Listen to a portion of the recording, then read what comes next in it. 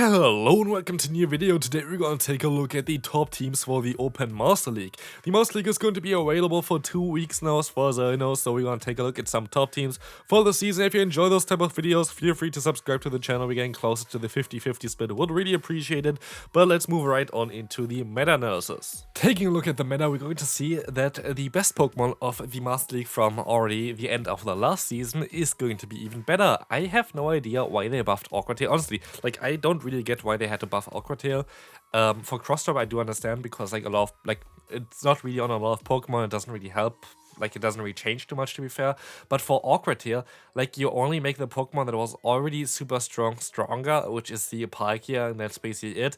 I guess you can argue that something like a Gyarados now is going to be also a little bit better, especially if the Shadow variant. But I feel like the Awkward Tail buff was kind of unnecessary. But yeah, again, like, you're going to have now the Palkia Origin form even better this season, which is kind of wild. The rest kind of is the same. If you're going to take a look at, like, buffs or whatever, we see, like, that Cross Chop Machamp is going to be a little bit higher than last time, which is not really that great. But if you take a look at Awkward Tail users, we're going to see as well that Goodras at the 51 there. Keldeo doesn't have Awkward Tail, it's Awkward Jet. But yeah, basically not really a lot changed for the Master League. It's very similar to the last time, and so we can go right into the first team. Before we hop on to the first team, feel free to support the channel by the membership. It's down below. Would really appreciate it. Helps out the channel to get some content earlier. Otherwise, let's move on to the first team. We're going to try to focus a little bit, of course, on the buffed Pokemon.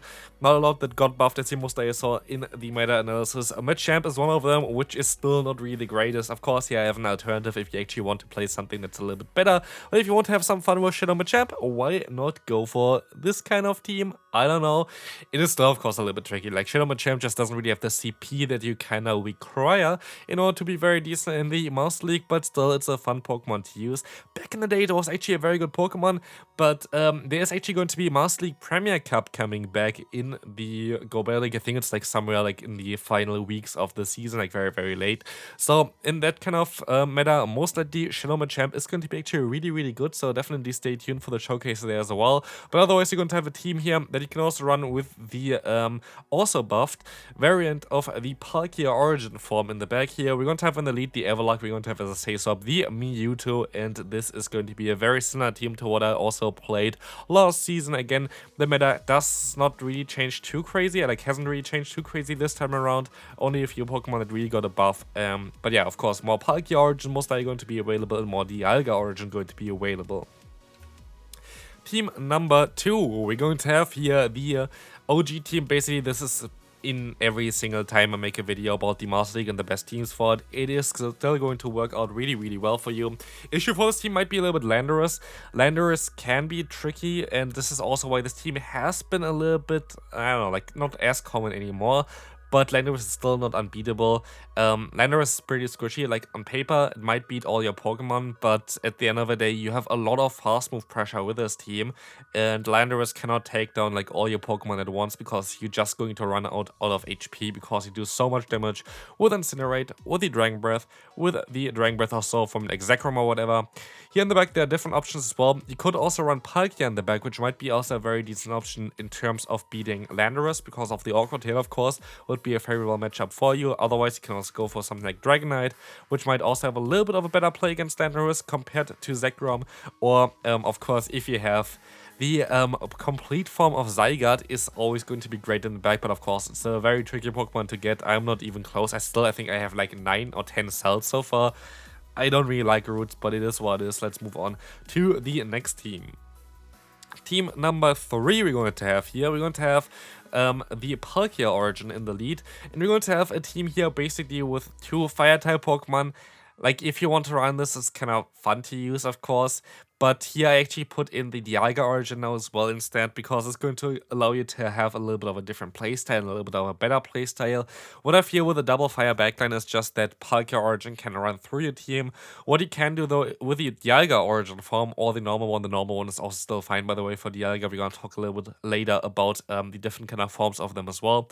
You can basically try to stay in with your lead of Palkia. Palkia is a very neutral against basically everything in the meta. Slash wins, as you can see here, against nearly everything as well. So it's going to be a great lead to use for the current meta.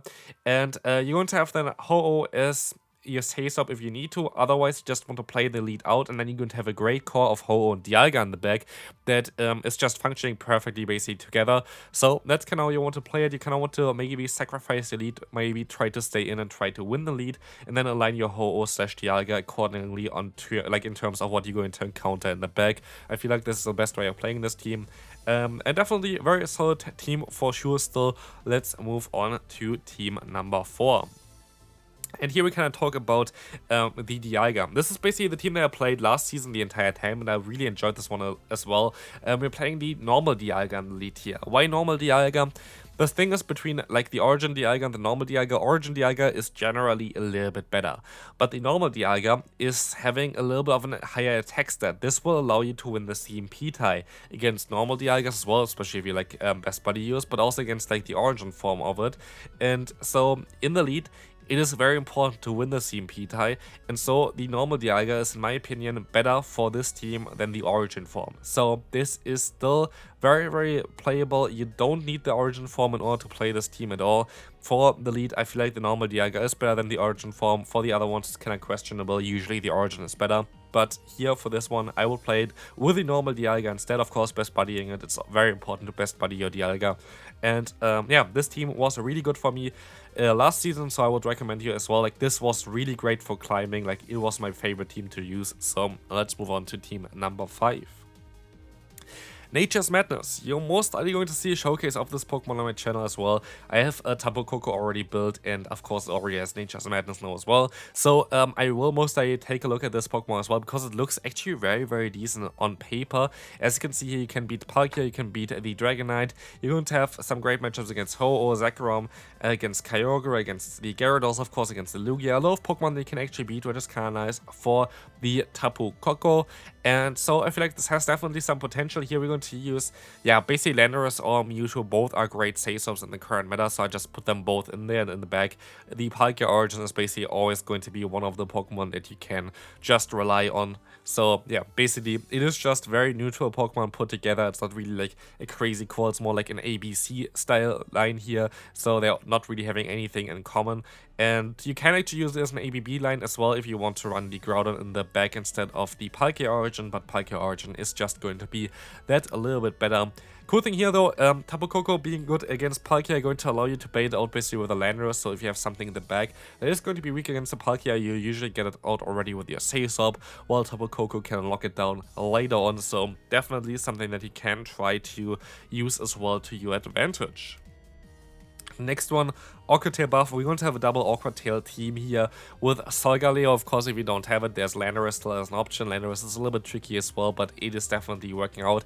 Interestingly enough though, Solgaleo actually does not really look that great on paper, but of course it is one of the strongest Pokemon that you can currently use. Everybody who plays Master League knows that this thing is kinda a threat for sure.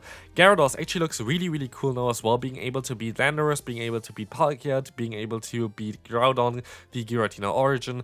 Definitely Gyarados got a pretty decent buff this season with the Awkward Tail, something I want to really take a look at as well. But yeah, this is going to be it for this team. Palkia in the back works out really well, Dialga works really well depending on what you really want. With Dialga, you're going to have better coverage against Palkia Origin, while Palkia Origin, of course, here would be just neutral against itself. So it really depends on what you want to run. Both of them going to be fine. Of course, also normal Dialga would work out pretty well in the back. Team number 7 is very nice here, to be fair. We're going to have 3 different leads that are all functioning pretty well together with this backline. We're going to have double fairy backline. I still think that this is actually going to be a little bit better this season because of the amount of Dialga Origin, Palkia Origin that you're going to encounter. And of course, you're going to have super effective coverage for it. Here I actually run the Wall Charge Play Rough moveset on my lead. I would actually recommend you again here actually to not go for Kyogre, but for going for the Palkia Origin, but I just didn't really want to put it into every kind of team in the beginning. Giratina, I feel like, is kind of falling off a little bit this kind of season, so I would maybe kind of not recommend it too much here. It still can function well though, like it is not like a bad Pokemon in general, but Zacian is going to be a Say-Swap, allowing you to bait out potential Ho-Ohs with the Wild Charge, and still going to be able to beat those Dragon-type Pokemon with Play Rough. Being neutral neutral still against the Dialga is also going to be fine. Like, you don't really need play rough, you don't really need close combat against the Dialga too much. And in the back, we're going to have close combat. Moonblast variant of Xerneas should work out really well for you. A very solid team for sure. Like, definitely something I would recommend you to play. Team number 8, we're going to have a very meta line here. We're going to have the Solgaleo in the lead, the Giratina, and the Zygarde. What can I say? This team is literally like the most overpowered team, most likely that you can run if you have the resources for it. I don't have the resources for it, so I'm not going to run it. There are substitutes for it, of course, as well. Solgaleo kind of needed for this kind of lead here. Really curious, we're most likely going to get the Solgaleo during the Go Fest this year, again, as like a raid, which is going to be great, so people are going to have more access to this Pokemon. But yeah, also like it's not really that great because it's going to be everywhere and it's very annoying to play against, so going to be interesting. This team for sure is going to be very, very decent to play. You could also substitute your Say-Swap again for the Palkia Origin if you want to. That would also work out pretty well, but yeah, it is what it is. Most likely the most overpowered team that you can currently run in the Open Master League. Team number 9. Double origin form here. I actually made it into a different video before already, like in my top teams for the final week of the last season. I had this team in here as well. If you want to run in both origin forms with Groudon, it's a kind of nice combination, as you can see here also on paper. Dialga would be a Say-Swap again. You can use also both forms of it.